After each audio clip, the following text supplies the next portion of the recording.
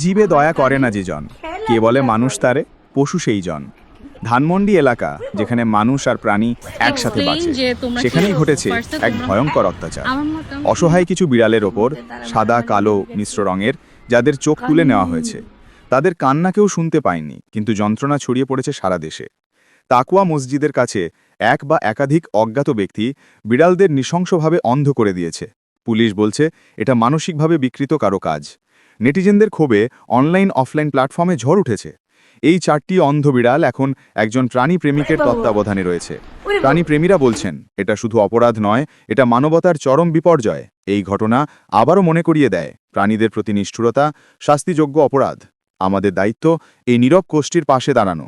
কিন্তু প্রশ্ন রয়ে গেছে, নিরীহ প্রাণীরা কি সত্যিই নিরাপদ যদি এমন নৃশংসতা আমাদের চারপাশেই ঘটে? আপনার সচেতনতা একটি প্রাণের আশ্রয় হতে পারে। ভিডিওটি ভালো লাগলে চ্যানেলটি সাবস্ক্রাইব করুন। ধন্যবাদ।